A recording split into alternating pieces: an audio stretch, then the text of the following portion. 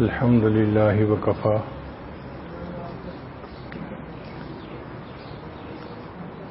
وسلام علی عبادہ الذین اصطفی اما بعد۔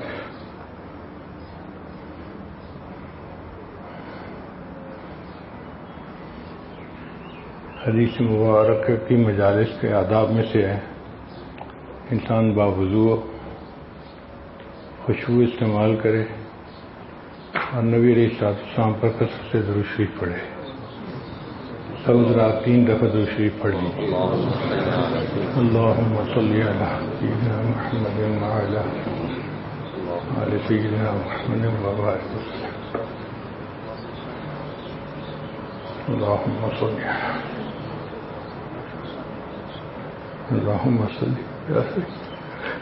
وعلی آل سیدنا محمد وبارک۔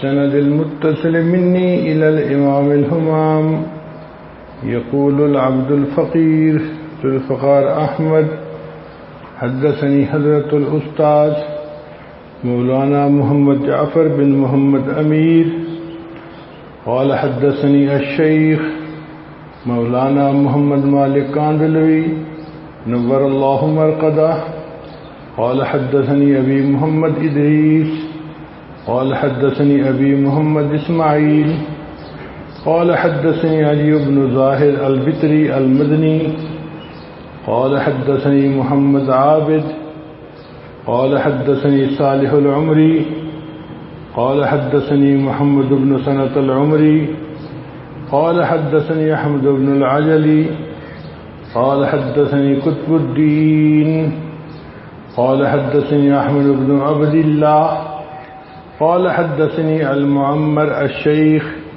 يوسف هروي المشهور بشيخ صدصالة قال حدثني محمد بن شاد قال حدثني يحيى بن عمار قال حدثني محمد بن يوسف الفربري قال حدثني الشيخ الإمام الحافظ الحجة أمير المؤمنين في الحديث وسيد المحدثين أبو عبد الله محمد بن إسماعيل بن إبراهيم بن المغيرة الجعفي البخاري رحمة الله رحمة واسعة۔ بسم الله الرحمن الرحيم۔ باب كيف كان بدء الوحي إلى رسول الله صلى الله عليه وسلم وقول الله عز وجل إنا أوحينا إليك كما أوحينا إلى نوح والنبيين من بعد۔ حدثنا الحميدي قال حدثنا سفيان قال حدثنا باب میں رات میں سے کیا کہ ایک حدیث میں کئی مضامین ہیں تو ہر مضمون کے حساب سے وہ مختلف باب میں امام نیت ہے اس میں بھی آئی، بعد الوحی میں بھی آئی ہے، پھر باب ما جاء ان الاعمال بالنیت اس میں بھی آئی ہے، پھر کتاب الفتن میں بھی آئی ہے، پھر باب الہجرہ میں بھی، باب النکاح میں بھی، باب النذور میں بھی اور کتاب الحیل میں بھی آئی ہے۔ تو یعنی ایک حدیث 7 جگہ پر بخاری شریف میں آئی ہے، تو ہے تو وہ ایک حدیث نا۔ تو اگر مقررات کو ہم ایک حدیث سمجھیں تو بخاری شریف کی کل احادیث 4000 بنتی ہیں۔ علامہ ابن حجر رحمۃ اللہ فرماتے ہیں کہ بخاری شریف کی کل روایات 7397 ہیں اور بغیر مقررات کے 2761 ہیں۔ یعنی امام بخاری رحمۃ اللہ فرماتے ہیں کہ میں نے اس کتاب کو 6 لاکھ احادیث میں سے چنا۔ 6 لاکھ حدیثیں امام بخاری کو یاد تھیں، مگر وہ ہر حدیث کو چھاننا لگا کر چھانتے رہے۔ اس کا کوئی راوی تو ایسا نہیں کہ جس پر کوئی ضعف آتا ہو، کوئی جرح ہوئی ہو، کوئی کمزوری آتی ہو، تو جس کا پتہ چلتا تھا کہ نہیں یہ حدیث ٹھیک ہے اس کو الگ کر لیتے تھے۔ الگ کرتے کرتے 6 لاکھ احادیث میں سے صرف 2700 احادیث انہوں نے جمع کی بخاری شریف کے لیے۔ آپ بتائیں انہوں نے کتنی فلٹریشن کی ہوگی، ایک ایک حدیث پر کس طرح انہوں نے پہرا دیا ہوگا، اور اس میں ذرا سی کمی کوتاہی دیکھی ہوگی تو اس کو الگ کر دیا ہوگا۔ اتنا ریفائن کیا کہ 6 لاکھ میں سے صرف 2700 احادیث انہوں نے بخاری شریف میں جمع فرمائی۔ امام بخاری رحمۃ اللہ کی جو شرائط تھی نا حدیث کی روایت کی، وہ بہت زیادہ سخت تھی۔ وہ فرماتے تھے کہ حدیث کی روایت کرنے کے لیے بندہ مسلمان ہو، عادل ہو، سلیم العقل ہو، اور دوسرا یہ کہ ہر طبقہ کے اندر 2 راوی ہوں، اور تیسرا یہ کہ وہ حدیث کا حافظ ہو۔ یہ عجیب شرط ہے، طلباء اس کو سمجھیں۔ اس کا مطلب یہ ہے کہ آپ اسکول میں 5ویں کلاس میں پڑھتے تھے، کوئی واقعہ پیش آ گیا، اب وہ واقعہ آپ کو یاد تھا لیکن بعد میں بھول بھی گیا، کوئی 30-40 سال کے بعد آپ کا کلاس فیلو آپ کو یاد دلاتا ہے، تمہیں یاد ہے جب ہم میٹرک میں پڑھتے تھے تو یہ واقعہ پیش آیا تھا؟ آپ کہتے ہیں ہاں بالکل مجھے یاد آ گیا، یہ واقعہ پیش آیا تھا۔ امام بخاری فرماتے تھے کہ تم اس واقعے کی روایت آگے نہیں کر سکتے کیونکہ درمیان میں تم اس واقعے کو بھول چکے ہو۔ واقعہ جب پیش ہوا اس وقت سے لے کر روایت کرنے تک مستقل اس راوی کو یاد رہا ہو، وہ اس کو بھولا نہ ہو۔ اللہ جو بتاتے ہیں اس کو وحی کہتے ہیں۔ اس کا علم تو تبھی ہو سکتا ہے جب اللہ خود بتائیں، اور اللہ جو بتاتے ہیں وہ کامل علم ہے، آپ پہ اترتی ہے، لہذا وحی کے ذریعے جو علم ہمیں ملا وہ کامل علم ہے، اور ہمیں اس کے مطابق اپنی زندگی کو گزارنا چاہیے۔ پھر اس کے بعد امام بخاری رحمۃ اللہ ایک آیت لائے ہیں، انا اوحینا الیک کما اوحینا الی نوح والنبیین من بعدی۔ اے محبوب ہم نے کہ آپ کے اوپر وحی نازل کی جیسے ہم نے نوح علیہ السلام پر نازل کی۔ تو طلباء کے ذہن میں سوال پیدا ہوتا ہے کہ یہاں پر آدم علیہ السلام کا نام کیوں نہیں لیا گیا؟ پہلے نبی تو وہ تھے۔ تو علماء نے جواب دیا کہ آدم علیہ السلام کو اللہ نے شریعت کے چند احکام عطا فرمائے تھے، ان کی ذمہ داری صرف اتنی تھی۔ پوری شریعت کے احکام، حلال اور حرام کا علم یہ حضرت نوح علیہ السلام کو دیا گیا، اس سے پہلے انبیاء کو نہیں دیا گیا۔ وجہ کیا ہے؟ آپ دیکھیں اگر ایک بچہ پیدا ہوتا ہے نا تو پہلے دن وہ اتنا چھوٹا ہوتا ہے اس کو کرتا شلوار نہیں پہنا سکتے، تو کیا کرتے ہیں اس بیبی کو بس کپڑے میں لپیٹ دیتے ہیں، وہی اس کا صدر جھانپ دیتا ہے۔ پھر کچھ دنوں بعد وہ بیبی ذرا بڑا ہو جاتا ہے تو اس کو کرتا پہنا دیتے ہیں، پھر جب چلنے لگ جاتا ہے تو پھر اس کو پاجامہ شلوار بھی پہنا دیتے ہیں۔ تو پاجامہ شلوار کا جو لباس پہنانا تھا اس میں کئی مہینے بچے کو لگے بڑا ہونے میں۔ اسی طرح شریعت کا یہ جو لباس تھا نا، اس کو پہنانے میں انسانیت کو ٹائم لگا۔ آدم علیہ السلام کے زمانے میں بالکل بچپن کی حالت تھی، اللہ نے چند احکام دے دیے، بھئی یہ کرنے ہیں اور یہ نہیں کرنے۔ پھر دوسرے نبی آئے تو کچھ اور احکام دے دیے، پھر اور نبی آئے کچھ اور احکام دے دیے، حتیٰ کہ نوح علیہ السلام وہ پہلے نبی تھے جو علم حلال اور علم حرام لے کر آئے، اور یہ باقاعدہ ایک شریعت کا نمونہ تھا جو اللہ نے عطا کیا۔ اس لیے اللہ نے فرمایا اے محبوب آپ کی طرف وحی نازل کی جیسے ہم نے نوح علیہ السلام کی طرف وحی نازل کی تھی۔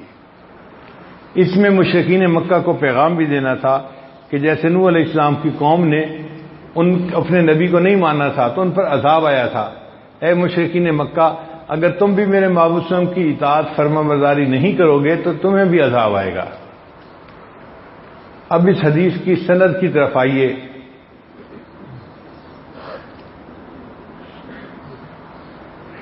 اس کے راویوں میں 3 نام ہیں، یحییٰ بن سعید، محمد بن ابراہیم اور علقمہ ابن وقاص، یہ تینوں تابعی ہیں۔ پھر اس حدیث میں سند کے سب صیغے جمع ہو گئے ہیں۔ ایک صیغہ ہوتا ہے تحدیث، حدثنا، آپ حدیث کی سند دیکھیں اس میں حدثنا کا لفظ ہے۔ پھر ایک میں ہوتا ہے اخبار یعنی اخبارنا، تو اخبارنا کا بھی لفظ ہے. پھر ایک ہوتا ہے سمعتو، تو سمعتو کا لفظ بھی ہے سماع. پھر ایک ہوتا ہے قول کہ قال عمر بن الخطاب، تو وہ لفظ بھی شامل ہے. پھر ایک ہوتا ہے انا، ان سے. یہ جو نسخہ ہم پڑھتے ہیں یہ علامہ فروری کا نسخہ ہے. امام بخاری کا ایک اور نسخہ جو آگے چلا وہ تھا ان کے شاگرد ابو ذر کا لکھا ہوا. اس میں یحییٰ بن سعید انصاری کا جو ہے وہ اس سے پہلے ان کا لفظ ہے، ان یحییٰ بن سعید الانصاری. تو گویا انا بھی اس میں. اس کا مطلب یہ ہے کہ حدیث کو روایت کرنے کے جتنے صیغے ہیں وہ اس پہلی حدیث کے اندر اللہ نے جمع فرما دیے.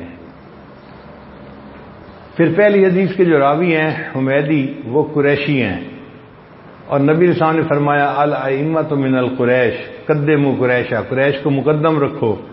تو امام بخاری رحمۃ اللہ نے بھی نبی علیہ السلام کی بات پر عمل کیا اور اپنے قریشی استاد کی حدیث کو مقدم کیا کتاب کے اندر. پھر پہلی حدیث کے جو راوی ہیں وہ ہیں حمیدی. حمیدی کا لفظ حمد سے بنا ہے. اور جو آخری حدیث ہے بخاری شریف کی اس کے راوی ہیں احمد بن اشکاب، تو احمد کا لفظ بھی حمد سے بنا.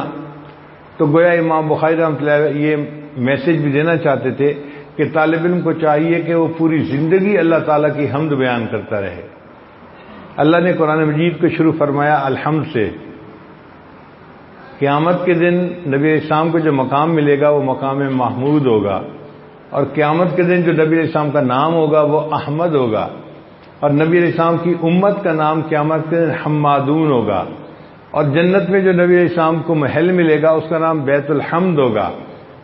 اور فرشتے جو جنت میں جائیں گے یا جنتی جائیں گے تو وہ الحمدللہ رب العالمین پڑھا کریں گے، ان کا ذکر بھی الحمدللہ ہوگا، اور فرشتوں کا ذکر بھی الحمدللہ ہے. حافین من الحول العرش یسبحون بحمد ربہ وقضی بینہم بالحق. تو دیکھیں فرشتے بھی الحمد کے نام سے اللہ کا ذکر کرتے ہیں. پھر ایک اور مزے کی بات ہے کہ پہلی حدیث کے راوی ہیں حضرت عمر رضی اللہ تعالیٰ عنہ، اور بخاری شریف کی جو آخری حدیث ہے اس کے راوی ہیں حضرت ابو ہریرہ رضی اللہ عنہ. تو امام بخاری میسج دینا چاہتے تھے کہ طلباء کی زندگی کا نظم و نسق حضرت عمر جیسا ہونا چاہیے، اور ان کے اندر علم کی جو طلب ہے وہ حضرت ابو ہریرہ جیسی ہونی چاہیے، پھر ان کی زندگی کامل ہوگی. پھر امام بخاری رحمۃ اللہ نے جو پہلی حدیث نقل کی وہ مکی استاد سے نقل کی، اور بخاری شریف کی جو دوسری حدیث ہے وہ اپنے مدنی استاد سے نقل کی. نبی علیہ السلام کی زندگی کے دو حصے، پہلا مکی حصہ تھا، دوسرا مدنی حصہ تھا. تو امام بخاری رحمۃ اللہ نے بھی پہلی حدیث مکی استاد سے لے لی اور دوسری حدیث جو تھی وہ مدنی استاد سے لے لی. اصول کے مطابق اگر کسی حدیث کا راوی ایک طبقے میں ایک ہو تو سند کے اعتبار سے وہ حدیث غریب ہو جاتی ہے. چنانچہ پہلی حدیث کے جو راوی ہیں حضرت عمر رضی اللہ تعالیٰ عنہ، وہ صرف وہی راوی ہیں اس حدیث کے، یعنی یہ حدیث تو ہزاروں صحابہ کو معلوم تھی، لیکن جو آگے روایت چلی نا وہ حضرت عمر رضی اللہ عنہ سے چلی، ہر کسی نے انہیں سے روایت کی. تو طبقہ صحابہ میں ایک راوی ہے، کون؟ حضرت عمر رضی اللہ عنہ. تو سند کے اعتبار سے پھر اس حدیث کو غریب حدیث کہا جائے گا. اور جو بخاری شریف کی آخری حدیث ہے وہ بھی حضرت ابو ہریرہ رضی اللہ عنہ سے نقل ہوئی، اس کو کسی اور نے نقل نہیں کیا، تو سند کے اعتبار سے وہ بھی غریب. اصل میں امام بخاری رحمۃ اللہ فرمانا چاہتے تھے کہ بدأ الاسلام غریبا وسیعود غریبا فطوبی للغرباء. اور امام بخاری رحمۃ اللہ طلباء کو یہ پیغام دینا چاہتے تھے کن فی الدنیا کأنک غریب او عابر سبیل.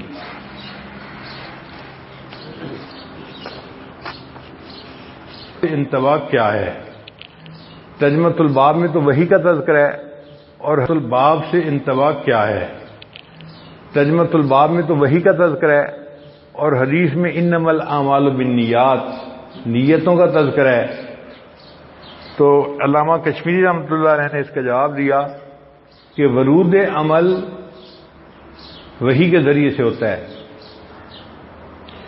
اور جو صدور عمل ہے وہ نیت کے ذریعے سے ہوتا ہے. اس لیے امام بخاری رحمۃ اللہ ترجمۃ الباب میں وحی کا تذکرہ رہا ہے اور حدیث میں نیت کا تذکرہ ہے.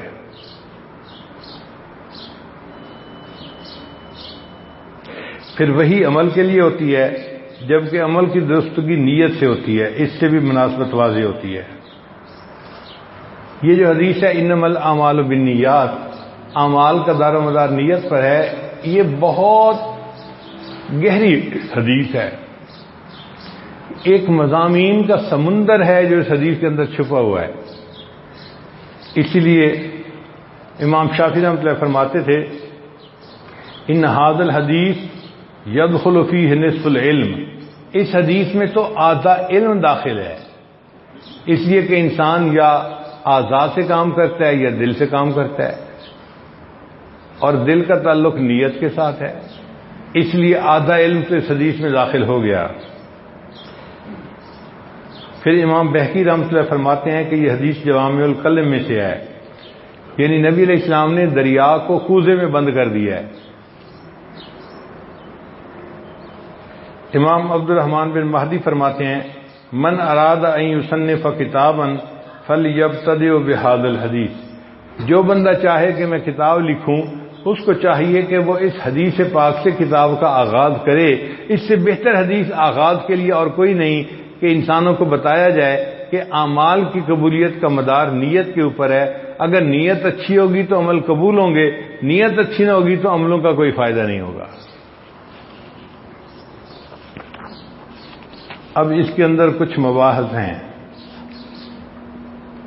انما الاعمال بالنیات، اعمال بھی جمع کا صیغہ ہے اور نیات بھی جمع کا صیغہ ہے، اس کو کہتے ہیں مقابلۃ الجمع بالجمع، جمع کا مقابلہ جمع کے ساتھ۔ ایک حدیث میں ہے انما الاعمال بالنیت، تو محدثین نے لکھا اس لیے کہ اعمال ہوتے ہیں جوارے سے اور وہ کئی سارے ہیں، اور نیت ہوتی ہے دل سے اور دل ایک ہے، اس لیے دل کو مفرد لایا گیا، اور جو جوارے سے اعمال ہوتے ہیں اس کو جمع کا صیغہ لایا گیا۔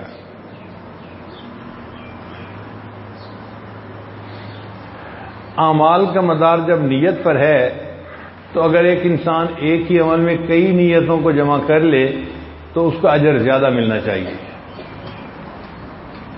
مثال کے طور پہ ایک بندہ مسجد میں آتا ہے اس نیت کے ساتھ جی میں تکبیر اللہ سے نماز پڑھوں گا، اس کو ثواب ملے گا۔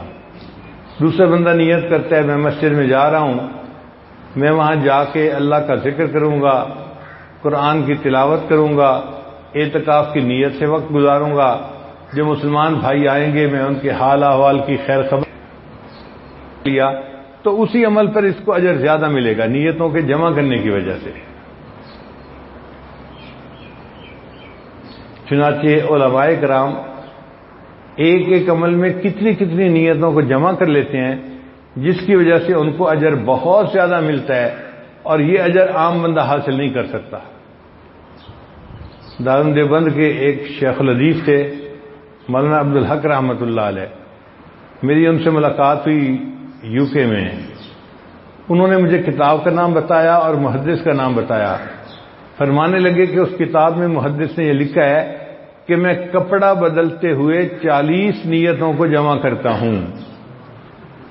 ہم ایک ہی نیت کرتے ہیں جی کپڑا جو ہے نا وہ میلا ہو گیا چلو صاف کپڑا پہن لو، وہ کہتے ہیں کہ نہیں میں 40 نیتوں کو جمع کرتا ہوں۔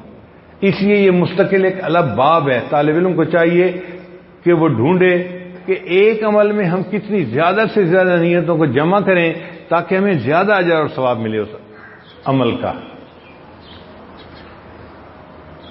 کئی مرتبہ وہی عمل نیت ٹھیک ہونے سے جائز ہوتا ہے اور نیت کے ٹھیک نہ ہونے کی وجہ سے ناجائز بن جاتا ہے، عمل ایک ہی ہوتا ہے۔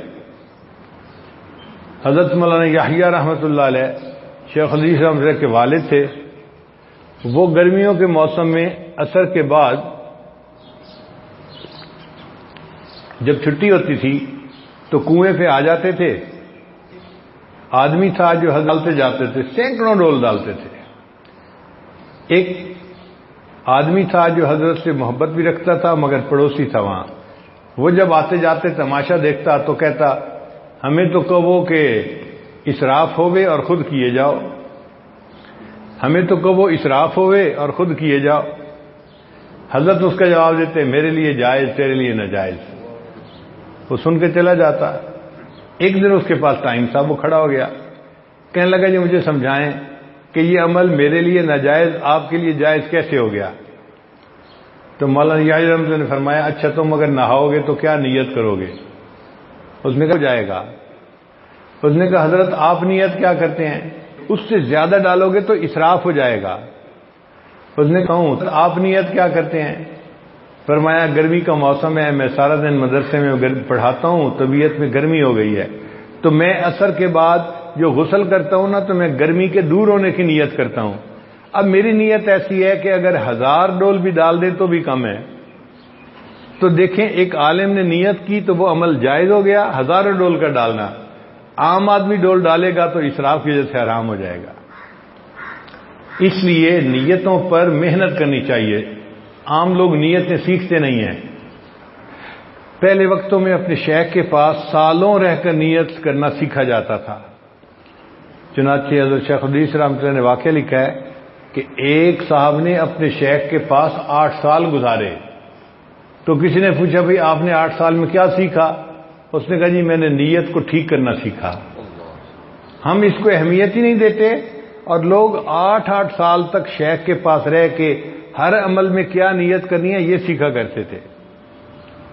چنانچہ ایک آدمی نے مکان بنوایا اور اپنے شیخ کو لے کے آیا کہ حضرت میرے گھر میں دعا کر دیجئے. وہ تشریف لائے، انہوں نے گھر دیکھا، دعا کی. تو انہوں نے اپنے مرید سے پوچھا کہ تم نے کمرے میں جو یہ کھڑکیاں رکھی ہیں یہ کس نیت سے رکھی ہیں؟ اس نے کہا جی روشنی آتی ہے اور ہوا آتی ہے. تو شیخ نے کہا تمہیں چاہیے تھا نیت کرتے کہ اس کھڑکی میں سے مجھے اذان کی آواز آیا کرے گی، تو تیرا کھڑکی کا بنانا بھی عبادت بن جاتا. روشنی اور ہوا تو آنی تھی، اس کی نیت کی کیا ضرورت تھی؟ تو دیکھو ہمیں نیت کرنا نہیں آتا بہت سارے اعمال میں. جب اس پر محنت شروع کریں گے تب احساس ہوگا کہ یہ بھی علم سیکھنا چاہیے اپنے بڑوں سے. اب یہاں پر ایک اشکال ہے، وہ ذرا توجہ سے سن لیجئے. بعض طلباء کے ذہن میں بات آتی ہے کہ جی انما الاعمال بالنیات، اعمال کا مدار نیت کے اوپر ہے، تو کیا اگر نیت اچھی کر لی جائے تو برا عمل بھی ٹھیک ہو جائے گا اچھی نیت کرنے کی وجہ سے؟ مثلا ایک آدمی اس نیت سے چوری کرے کہ جی جو مال میں چوری کروں گا اس کو غریبوں میں صدقہ کر دوں گا، تو کیا اس کے لیے چوری کرنا جائز ہو گیا؟ علماء نے اس کا جواب دیا ہے کہ جو کام حرام ہے اور برا ہے وہ تو ہے ہی برا، اس کو حلال کی نیت سے کرنا تو الٹا اور زیادہ برا کام ہے. وہ تو دین کے ساتھ تلاعب ہے، یعنی کھیل بنانے والی بات ہے. حدیث کا مقصد یہ تھا کہ جو اعمال برے ہیں وہ تو برے ہیں ہی صحیح، جو اعمال ٹھیک ہیں ان میں بھی نیت کا ٹھیک ہونا ضروری ہے. اگر ان ٹھیک اعمال میں بھی نیت خراب ہو جائے گی تو وہ عمل بھی حرام ہو جائے گا. اپنے خاوند کی نیت سے، اب اس کی مثال سن لیجئے. ایک شادی شدہ عورت ہے اور وہ اپنے خاوند کی نیت سے خوشبو لگاتی ہے. شریعت کہتی ہے کہ اس کو ثواب ملے گا، عبادت ہے. اب خوشبو لگانا شادی شدہ عورت کے لیے ایک جائز عمل تھا، مگر شادی پہ اس کی نیت ایک دن بن جاتی ہے میرا فلاں کزن بھی آ جائے گا اور اس کو یہ خوشبو پسند ہے میں یہ لگاتی ہوں. اب چونکہ اس کی نیت بری ہو گئی لہذا اس عورت کے لیے خوشبو کا لگانا اب حرام ہو گیا، کیونکہ اس نے غیر مرد کی نیت کی تھی، خاوند کی نیت نہیں کی تھی. تو جائز عمل بھی جائز نیت سے ہوگا تو ٹھیک ہوگا، اگر جائز عمل میں نیت خراب ہو جائے گی تو وہ بھی خراب ہو جائے گا. اس لیے حدیث پاک میں آتا ہے کہ قیامت کے دن سب سے پہلے جو 3 بندے جہنم میں ڈالے جائیں گے ان میں پہلا بندہ عالم ہوگا. اللہ فرمائیں گے تو نے کیا کیا؟ اللہ میں نے اتنے مدارس بنائے اور اتنا علم کی خدمت کی اور اتنے لڑکوں کو پڑھایا. اللہ فرمائیں گے کہ تو نے اس لیے پڑھایا تھا کہ لوگ تیری تعریف کریں. فقد قیل، تیری تعریفیں تو ہو چکی، میرے پاس کچھ بھی نہیں. فرشتوں کو اللہ حکم دیں گے اس کو اوندے منہ جہنم کے اندر ڈال دیا جائے. پھر ایک سخی ہوگا جس نے بڑے مدرسے بنوائے ہوں گے. اللہ پوچھیں گے کیا کیا؟ اے اللہ میں نے تو اتنے مدرسے بنائے، دین کی خدمت کی. اللہ فرمائیں گے تیری نیت یہ تھی کہ لوگ مجھے بڑا امیر سخی کہیں، لوگوں نے تجھے کہہ دیا میرے پاس کچھ نہیں، اس کو بھی جہنم میں لے جاؤ بھائی. پھر ایک شہید ہوگا، اللہ فرمائیں گے تو دنیا میں کیا کرتا رہا؟ اے اللہ میں نے تو آپ کے نام پہ شہادت حاصل کر لی تھی. اللہ فرمائیں گے نہیں، تیری نیت یہ تھی کہ میں شہید ہوں گا لوگ میری تعریفیں کیا کریں گے، لوگوں نے تیری بہت تعریفیں کر دی، میرے پاس کچھ نہیں، فرشتوں کو حکم ہوگا اس کو بھی جہنم میں لے جاؤ۔ تو 3 بندے جو سب سے پہلے جہنم میں ڈالے جائیں گے، ایک عالم ہوگا، ایک سخی ہوگا اور ایک شہید ہوگا۔ اتنے بڑے بڑے نیک اعمال ہیں، لیکن نیت کی خرابی کی وجہ سے ان لوگوں کو جنت بھیجنے کی بجائے اللہ جہنم عطا فرمائیں گے۔ اس کا مطلب یہ ہوا کہ ہمیں اپنے ہر عمل کے اندر نیت کو بہت زیادہ ٹٹولنا چاہیے، دیکھنا چاہیے۔ اگر ہماری نیت میں فرق ہوا، ہمارا عمل ہمارے منہ پہ واپس مار دیا جائے گا۔ اللہ تعالیٰ میں اخلاص نیت عطا فرمائے اور ہر عمل کو خلوص نیت کے ساتھ کرنے کی توفیق عطا فرمائے۔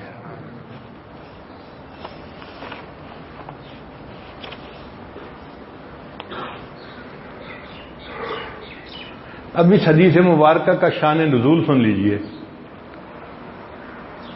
مدینہ طیبہ میں ایک عورت تھی، اس کا نام تھا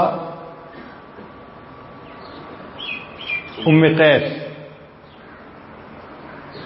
تو مکہ مکرمہ کا ایک مسلمان نوجوان تھا، وہ اس سے شادی کرنا چاہتا تھا۔ اس نے نکاح کا پیغام بھیجا۔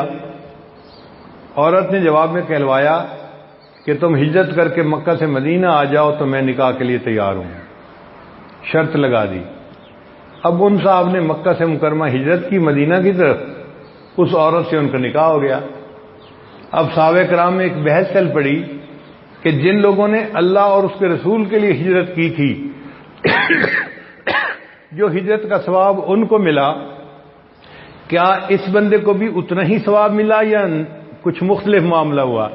تو نبی علیہ السلام نے بات سمجھائی کہ فمن کانت ہجرتہ الی دنیا یصیبھا، جس کی ہجرت دنیا کے لیے ہوگی اس کو تو دنیا مل گئی، اور الی امرأۃ ینکحھا، یا وہ کسی عورت سے نکاح کرنا چاہتا ہے تو اس کا تو نکاح ہو گیا، اس کو تو جو ملنا تھا مل گیا۔ لیکن جس کی ہجرت اللہ اور اس کے رسول کے لیے تھی، اس کو اللہ اور اس کے رسول کی طرف سے زیادہ اجر ملے گا۔ تو بات سمجھ آ گئی نا کہ بات کا موقع کیا پیش آیا تھا۔ اچھا، یہاں پر یہ ذہن میں رکھیں کہ صحابہ کرام جو ہے نا، وہ ایک دوسرے کی کمزوریوں کو اچھالا نہیں کرتے تھے۔ چنانچہ آج کوئی بندہ نہیں جانتا کہ وہ صحابی جنہوں نے نکاح کیا، ہجرت کی، ان کا نام کیا ہے۔ وہ بس مہاجر ام قیس کے نام سے مشہور ہو گئے کہ جی یہ مہاجر ام قیس ہیں، اسی نام سے ان کو پکارا جاتا تھا، ان کا اصلی نام کسی کو پتہ ہی نہیں ہے۔ تو یہاں پر ہمیں ایک تعلیم دی گئی کہ اگر تم نے کسی کی بات کرنی بھی ہو تو اس کا ڈائریکٹ نام لے کے بات نہ کرو، بلکہ ایسے بات کرو کہ نشاندہی نہ ہو، ایک یعنی مجہول طریقے سے بات کی جائے۔ اور قرآن مجید میں اللہ نے بھی ایسا ہی کیا ہے۔ اگر اللہ تعالیٰ قرآن مجید میں یوں فرماتے کہ زلیخا نے یوسف کو بدکاری کی دعوت دی تو 2-3 لفظوں میں بات سمٹ جاتی، مختصر کلام ہو جاتا۔ مگر جس پروردگار نے ایمان والوں کو غیبت سے بچنے کا حکم دیا اور غیبت کو حرام قرار دیا، اس کے اپنے کلام میں غیبت کیسے ہو سکتی تھی؟ تو اللہ تعالیٰ نے کلام کو لمبا کرنا پسند کر لیا مگر اس کا نام نہیں لیا۔ فرمایا وراودت التی هو فی بیتها عن نفسه وغلقت الابواب وقالت هیت لک۔ کوئی پتہ چلتا ہے کہ کون عورت تھی؟ عورت کا پتہ نہیں چلتا، واقعی کا پتہ چل جاتا ہے۔ تو ہمیں بھی چاہیے کہ ہم اپنی گفتگو میں جو غیبتیں کرتے ہیں ان سے توبہ کریں، اور اگر کبھی کوئی بات کرنی بھی ہو تو 3rd پرسن کے صیغے میں بات کریں تاکہ پتہ نہ چلے کہ ہم نشاندہی کر کے کس کے متعلق بات کر رہے ہیں۔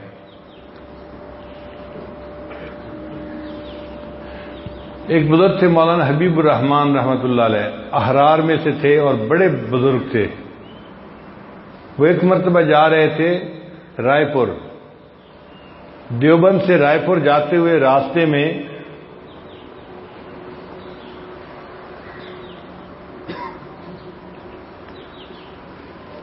سہارنپور کا شہر آتا ہے۔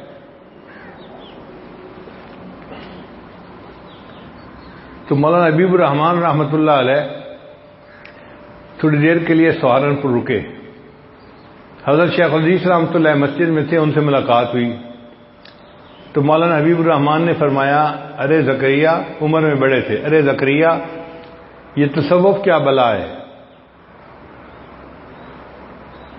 اور پھر فرمایا کہ تم اس پر اپنی دلیلیں جمع کر رکھنا، میں جب رائے پور سے واپس آؤں گا نا تو میں تمہارے ساتھ لمبی بحث کروں گا۔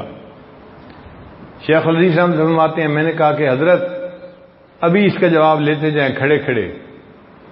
کیا جواب ہے؟ مان لیں کہ میں نے کہا کہ تصوف کی ابتدا ہے انما الاعمال بالنیات، اور تصوف کی انتہا ہے ان تعبد اللہ کأنک تراہ۔ یہ جواب سن کے مولانا حبیب الرحمن کہنے لگے زکریا تم نے تو اتنی لمبی بحث 2 لفظوں میں سمیٹ دیا۔ اس کا مطلب یہ کہ ذکر و سلوک کے میدان میں آگے بڑھنے والے ہر وقت اپنی نیتوں کے بارے میں واچفل رہیں، دیکھیں کہ میں اس کام کو کیوں کر رہا ہوں، میری نیت کیا ہے، مقصد کیا ہے میرا۔ اس امت کو جتنا نقصان بلا نیتی سے ہوا ہے اتنا نقصان بدنیتی سے نہیں ہوا۔ ہم بہت سارے کام بلا نیت کے کر لیتے ہیں، اس کا اجر نہیں ملتا۔ جیسے ایک لڑکی صبح سے لے کے شام تک کچھ نہ کھاتی ہے نہ پیتی ہے تو اس کو روزے کا ثواب تو نہیں ملے گا نا۔ کیوں؟ اس لیے کہ روزے کی اس نے نیت نہیں کی۔ اگر نیت کر لیتی تو اس کو روزے کا ثواب مل جاتا۔ اب اس نے ویسے نہیں کھایا پیا تو اس کو روزے کا ثواب نہیں ملے گا۔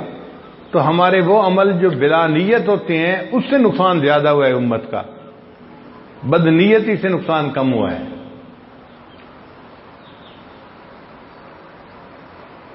آپ دیکھیں ایک باپ اپنے بیٹے کو پیار کرتا ہے، بوسہ لیتا ہے، گلے سینے سے لگاتا ہے، لیکن کیوں کرتا ہے؟ عادت کی وجہ سے کرتا ہے۔ اگر یہ باپ اپنے بیٹے کا بوسہ لیتے ہوئے یہ سوچے کہ نبی علیہ السلام نے فرمایا ریح الولد من ریح الجنہ، کہ بیٹے کی جو جسم کی مہک ہے وہ جنت کی خوشبوؤں میں سے ہے، تو اس باپ کا بیٹے کو بوسہ دینا بھی عبادت بن جائے گا۔ عمل کر تو ہمیں چاہیے کہ ہم اپنی عادتوں کو اچھی نیت کے ذریعے سے عبادت میں شامل کر لیں۔ بہت سارے لوگ رات کو سوتے ہوئے نائٹ سوٹ پہن کے سوتے ہیں، اگر ان سے پوچھیں بھائی نیت کیا تھی تو نیت کوئی نہیں ہوتی۔ حالانکہ نبی علیہ السلام کی سنت مبارکہ ہے، اللہ کے معصوم جب رات کو سونا چاہتے تھے تو تہبند تبلیل فرما لیا کرتے تھے، یعنی تہبند بدل لیا کرتے تھے۔ اب اگر یہ بندہ نیت کرے کہ میں نبی علیہ السلام کی سنت کو سامنے رکھتے ہوئے کپڑے تبدیل کر رہا ہوں تو اس کا کپڑے کا تبدیل کرنا بھی عبادت بن جائے گا۔ تو ہم اپنے ہر عمل کو بلا نیت کرنے کی بجائے نیت کے ساتھ کریں، اور نیت بھی وہ کریں جس سے کہ ہمیں ثواب ملتا ہو۔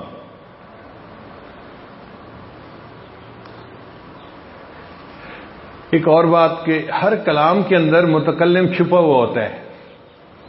جیسے مرزا غالب کے اشعار پڑھو تو پتہ چلے گا کوئی بڑا ہی عشق مجازی میں گرفتار بندہ اشعار لکھ رہا ہے۔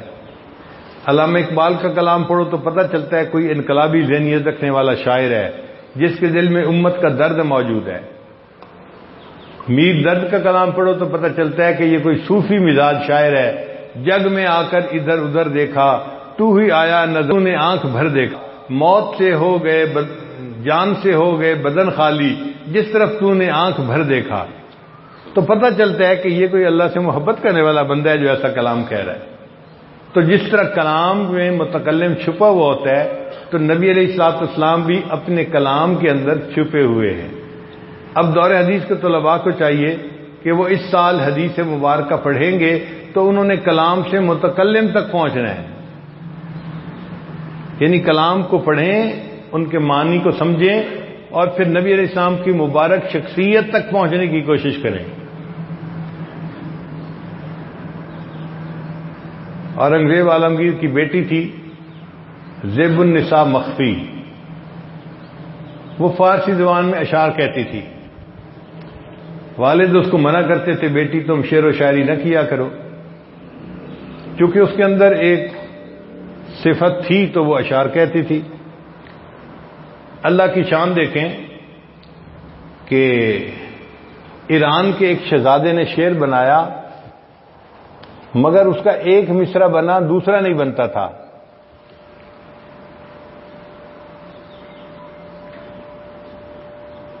اس نے اعلان کروا دیا کوئی بندہ اس کا اگر دوسرا مصرع بنا دے گا نا تو میں اس کو بڑا انعام دوں گا.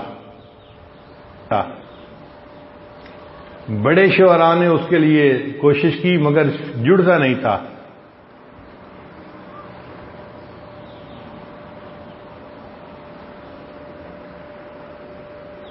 زیب النساء مخفی کو بھی کسی نے بتایا تو اس نے اس کا دوسرا ایک مصرع بنایا جو خوب جچا. اب یہ شعر جب شہزادے کو پہنچا تو شہزادہ بہت خوش ہوا کہ اتنا اچھا اس نے میرے شعر کو مکمل کر دیا. اس نے اورنگزیب کی طرف پیغام بھیجا، اس شاعر کو میرے پاس بھیجو، میں اس کو انعام دینا چاہتا ہوں اور اس سے ملنا چاہتا ہوں. اب اورنگزیب عالمگیر نے اپنی بیٹی کو کہا کہ دیکھو مصیبت بن گئی نا. تو بیٹی نے کہا ابو جان میں 2 شعر کہہ دیتی ہوں، وہ شعر اس کو بھجوا دیں، وہ خود بخود سمجھ جائے گا اور مجھ سے ملنے کا مطالبہ چھوڑ دے گا. چنانچہ زیب النساء مخفی نے شعر لکھا کہ از سخن مخفی منم چبوئے گل در برگ گل. میں اپنے کلام میں اس طرح چھپی ہوئی ہوں جس طرح ایک پتے کے اندر، یعنی پھول کے پتے کے اندر خوشبو چھپی ہوتی ہے. ہر کے خواہد میل دارد در سخن خواہد مرا. جو میرے ساتھ ملاقات کرنا چاہتا ہے اس کو چاہیے کہ میرے کلام کے ساتھ ملاقات کر لے. نہیں تو اس نے اس پہچان لیا کہ اس کلام کو کہنے والی کوئی عورت ہے جس کے ساتھ میری ملاقات ممکن نہیں. تو شہزادے نے انعام تو بھجوا دیا، ملاقات کی بات جو تھی اس کو چھوڑ دیا.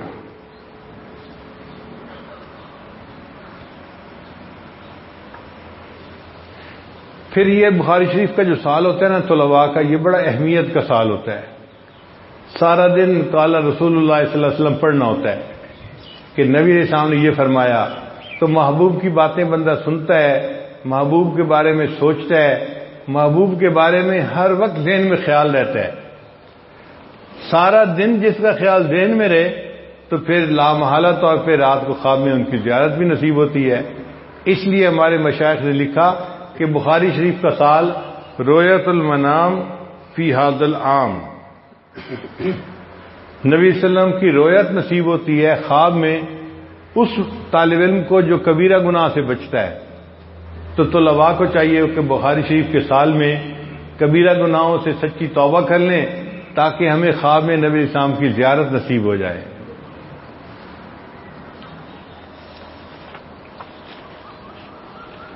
بخاری شریف کے بہت فضائل ہیں. امام مروزی رحمۃ اللہ نے خواب دیکھا تو نبی علیہ السلام نے فرمایا الا تدرس کتاب شافعی ولا تدرس کتابی. مروزی تم کب تک امام شافعی کی کتاب کو پڑھاتے رہو گے اور میری کتاب کو تم نہیں پڑھاتے. وہ کہتے ہیں کہ میں نے خواب میں پوچھا اے اللہ کے رسول آپ کی کتاب کون سی؟ فرمایا جامع محمد بن اسماعیل. جو محمد بن اسماعیل کی بخاری شریف کی کتاب ہے وہ میری کتاب ہے. تو نبی اسلام نے فرمایا رحمۃ اللہ فرماتے ہیں کہ میں نے خواب میں نبی اسلام کی زیارت کی تو نبی اسلام نے فرمایا این ترید، تو کہاں جا رہا ہے؟ کل تو میں نے کہا ارید محمد بن اسماعیل، میں محمد بن اسماعیل امام بخاری کے پاس پڑھنے کے لیے جا رہا ہوں. قال نبی اسلام نے فرمایا اقرأہ منی السلام، اچھا پھر امام بخاری کو میرے سلام بھی پہنچا دینا. اللہ نے امام بخاری رحمۃ اللہ کو ایسی قبولیت عطا فرمائی تھی. عبد الواحد رحمۃ اللہ علیہ فرماتے ہیں کہ میں نے ایک مرتبہ خواب میں نبی اسلام کی زیارت کی اور ان کے ساتھ کچھ اور صحابہ بھی تھے.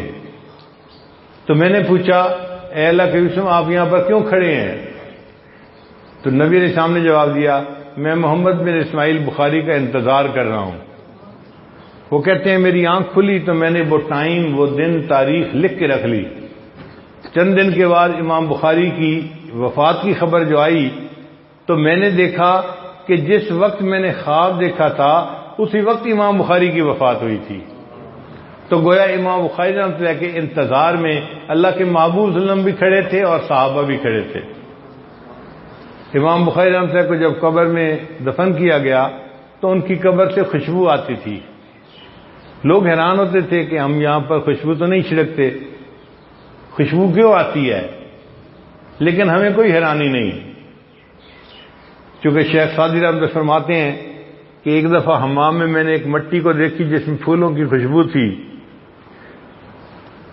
بدو گفتم تو مشکی یا امیری کہ از بوئے دل آویزے تو مستم، میں نے اس سے پوچھا تم مشک ہو یا عنبر ہو کہ تمہاری خوشبو سے تو میرا دل مست ہوا جاتا ہے۔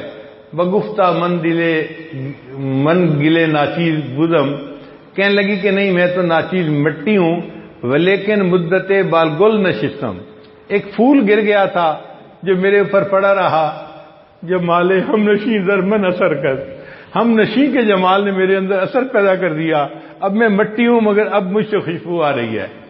تو امام بخاری رحمۃ اللہ ابھی پھول کی مانے تھے، جب ان کو قبر میں دفن کیا گیا تو جمال ہم نشیں درمن اثر کر، اس پھول کے جمال نے اثر دکھایا اور قبر کی مٹی سے بھی خوشبو آنے لگ گئی۔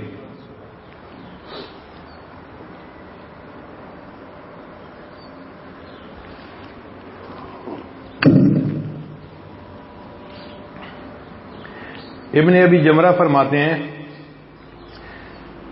صحیح بخاری کو اگر مصیبت کے وقت پڑھا جائے تو وہ مصیبت دور ہو جاتی ہے، اگر کشتی میں لے کر سوار ہو تو کشتی نجات پاتی ہے۔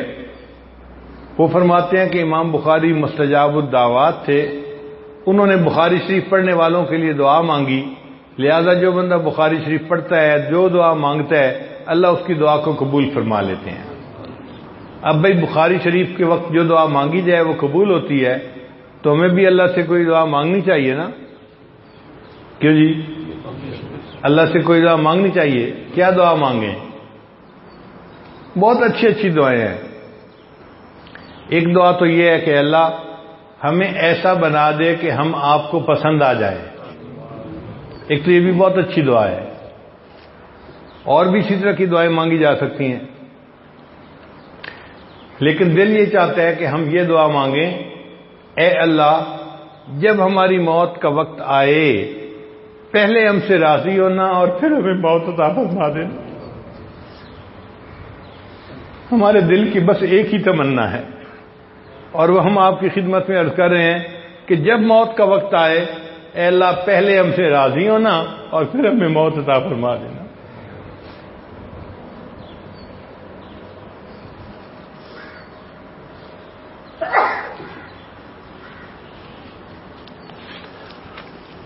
عمل کے اپنے اساس کیا ہے، بجز ندامت کے پاس کیا ہے، رہے سلامت تمہاری نسبت، میرا تو بس آسرا یہی ہے۔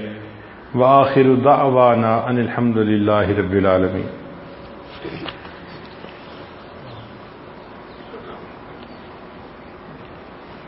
دعا سے پہلے ہم توبہ کے کلمات پڑھ لیتے ہیں۔ سب مرد حضرات بھی توبہ کی نیت کر لیں، اور اگر طالبات مستورات تک ہی آواز جا رہی ہے تو وہ بھی دل میں توبہ کی نیت کر لیں، اور یہ کلمات پیچھے پیچھے پڑھتی جائیں۔ پڑھیے بسم اللہ الرحمن الرحیم، لا الہ الا اللہ محمد الرسول اللہ، آمنت باللہ وملائکتہ وکتبہ ورسلہ والیوم الآخر والقدر خیرہ وشرہ من اللہ تعالی والبعث بعد الموت، آمنت باللہ کما ہوا باسمائہ وصفاتہ وقبلت جمیع احکامہ اقرار باللسان وتصدیق بالقلب، اشہد ان لا الہ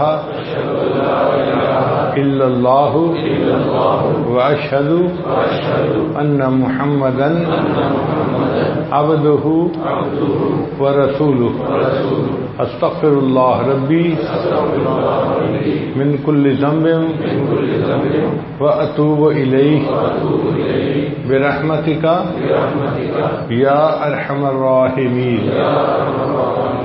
ان کلمات کو پڑھنے سے ہم سب تو بتائب ہو چکے ہیں، چند معمولات ہیں جن کو باقاعدگی سے کریں گے تو اللہ تعالیٰ دل کو منور کریں گے۔ ان میں پہلا عمل ہے 100 مرتبہ استغفار صبح شام پڑھنا، استغفر اللہ ربی من کل ذنب و اتوب الیہ، اور 100 مرتبہ درود شریف صبح شام پڑھنا، اللہم صلی علی سیدنا محمد وعلی آل سیدنا محمد وبارک وسلم۔ پھر قرآن مجید کی تلاوت روزانہ کرنا، ایک پارہ کریں، آدھا پارہ کریں، ایک ربع کریں، ایک صفحہ بھی پڑھیں، مگر پڑھیں ضرور، تلاوت چھوٹنی نہیں چاہیے، قضا نہیں ہونی چاہیے۔ چوتھی چیز ہے چلتے پھرتے لیٹے بیٹھے ہر وقت دل میں اللہ کو یاد کرنا، دست بکار دل بیار، ہاتھ کام کاج میں مشغول اور دل اللہ تعالیٰ کی یاد میں مشغول۔ اور پانچویں چیز ہے مراقبہ کرنا۔ مراقبے کا طریقہ بہت آسان ہے کہ آپ نماز پڑھ کے فارغ ہوں تو اللہ سے لو لگا کے بیٹھیں کہ اللہ کی رحمت آ رہی ہے، میرے دل میں سما رہی ہے، میرے دل کی ظلمت اور سیاہی دور ہو رہی ہے، اور میرا دل اللہ اللہ اللہ بول رہا ہے اور میں سن رہا ہوں۔ زبان سے اللہ اللہ پڑھنا نہیں ہے، دل پڑھ رہا ہے اور میں سن رہا ہوں۔ انشاءاللہ چند منٹ کا مراقبہ دل کو منور کرے گا۔ ہم دعا سے پہلے مراقبے کی مشق کر لیتے ہیں۔ سب حضرات آنکھیں بند کر لیں، سر جھکا لیں، اللہ کی یاد میں ڈوب جائیں۔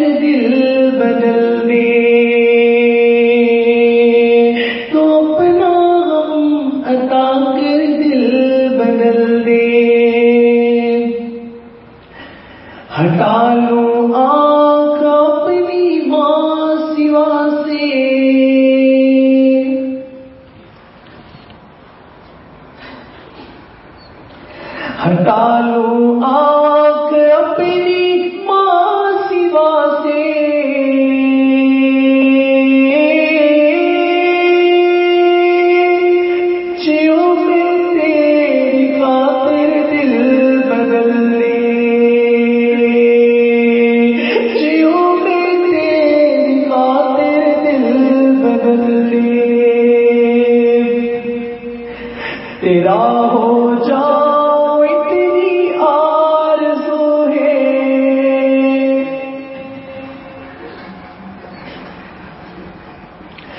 تیرا ہو جاؤ اتنی بدل دی، بس اتنی ہے تمنا دل بدل دی،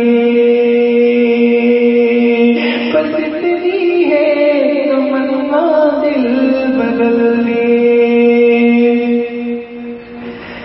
جو دیدار تیرا روز محشر،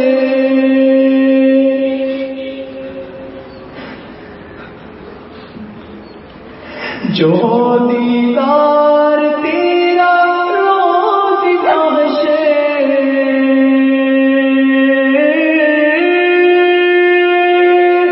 تو دیکھی مسکرا کر دل بدل دے، میرے اللہ سے تو دیکھی مسکرا کر دل بدل دے، یہ کیسا دل ہے سینے میں الہی،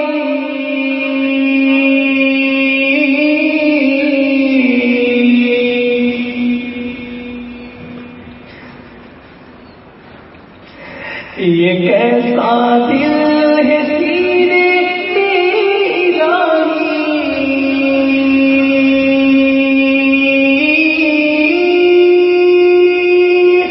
قبر میں جیسے مردہ دل بدل دے،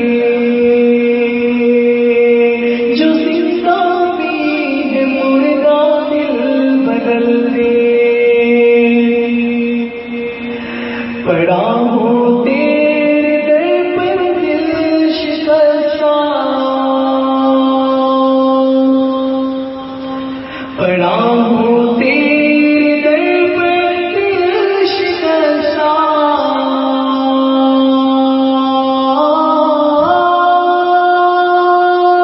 رہوں کیوں دل شکستہ دل بدل دے، رہوں کیوں دل شکستہ دل بدل دے، میری فریاد سن لے میرے مولا، میری فریاد سن لے میرے مولا، میرے مولا،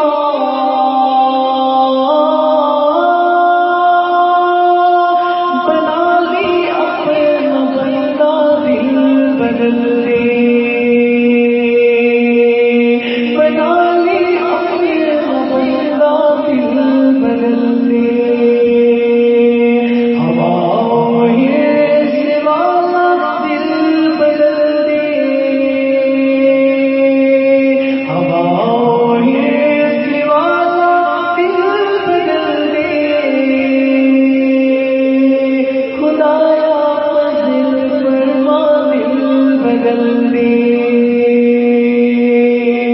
خدایا رحم فرما دل بدل دے، میرا دل ڈوبا دل بدل دے، میرا دل بدل دے،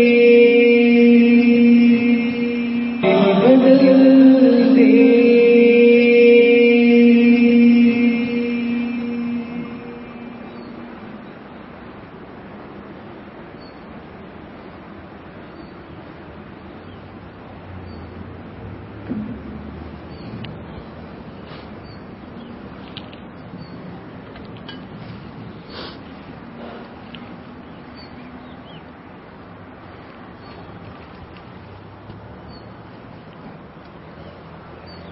لا إله إلا الله. اللهم صل على سيدنا محمد وعلى آله وبارك وسلم. ربنا ظلمنا أنفسنا وإن لم تغفر لنا وترحمنا لنكونن ربنا تقبل منا إنك أنت السميع العليم وتب علينا إنك أنت التواب الرحيم. ربنا هب لنا من أزواجنا وذرياتنا قرة أعين واجعلنا للمتقين إماما. یا اللہ ہم سب کے ظاہری بات میں چھوٹے بڑے گناہوں کو معاف فرما. یا اللہ علت و فلت و ذلتوں سے محفوظ فرما. یا اللہ قرب اور محبت نصیب فرما. یا اللہ تو کریم ہے، اور کریم اس کو کہتے ہیں جو بغیر مانگے بھی دے دیتا ہے. یا اللہ ہزاروں چیزیں تو بغیر مانگے دے رہے. یا اللہ آج ہم نے سچی توبہ کی ہے، اس توبہ کو بھی قبول فرما. یا اللہ اپنے فضل و کرم سے قبول فرما. یا اللہ آئندہ ہر قسم کے گناہوں سے بچنے کی توفیق عطا فرما. یا اللہ ہمیں نمازوں کی حضوری عطا فرما. یا اللہ رات کا رونا نصیب فرما. یا اللہ ہمیں ایسا بنا دے کہ ہم تجھے قیامت والے دن پر پسند کریں. یا اللہ اس مجمع میں ہم سے پہلے راضی ہونا، پھر ہمیں اللہ موت عطا فرما. یا اللہ اس مجمع میں کتنے علماء کرام ہیں، یا اللہ کتنے مفتی ہمیں علماء ہیں. یا اللہ علماء کی برکت سے ہمیں معاف فرما. یا اللہ اپنا خصوصی فضل و کرم فرما. یا اللہ کتنے سفید بال والے، یا اللہ ان کی سفید بالوں کی برکت سے ہمیں فرما. ہم نے حدیث میں پڑھا کہ یا اللہ تو سفید بالوں والوں سے حیا کرتا ہے. یا اللہ ان کے سفید بالوں کی وجہ سے یا اللہ ہمیں معاف فرما. یا اللہ ہمیں معاف فرما. نہیں معاف کرنا پھر بھی معاف فرما. یا اللہ جو دوست کہتے رہتے ہیں رمضان کے بعد ہمارے معمولات میں فرق آ گیا، یا اللہ ان کو پابندی سے معمولات کرنے کی توفیق نصیب فرما. یا اللہ کامل اتباع سنت کرنے کی توفیق عطا فرما. یا اللہ جو دعاؤں کے لیے ہمارے حضرت کو عرض کرتے رہتے ہیں، یہ کہنا چاہتے ہیں جیسے دعاؤں کو قبول فرما. جو دوست دعاؤں کے لیے کہنا چاہتے ہیں کہہ نہیں سکتے، یا اللہ تو ان کے دلوں کے راز جانتے ہیں، سب کی جیسے شہیدوں کو قبول فرما. یا اللہ جتنے بھی مدارس اور خانقاہیں ہمارے حضرت کی سرپرستی میں چل رہی ہیں، یا اللہ ان سب کی حفاظت فرما. یا اللہ سب کو قبولیت آمد تعمل نصیب فرما. دعوت و تبلیغ کا کام ہو رہی ہے، اللہ اس کی حفاظت فرما. خانقاہوں میں جو اللہ ہو رہی ہے، یا اللہ اس کی حفاظت فرما. جو بھی اللہ دین کی سربلندی کے لیے کوشش کر رہے محنت کر رہے، یا اللہ ان کو بھی قبول فرما. میرے پیارے رب، یا اللہ ہم تیرے فضل سے تجھ سے راضی، یا اللہ تو بھی ہم سے راضی ہو جا. یا اللہ لوگ رزق کی وجہ سے پریشان ہیں، سب کو برکت والا رزق نصیب فرما. یا اللہ برکت والا رزق نصیب فرما.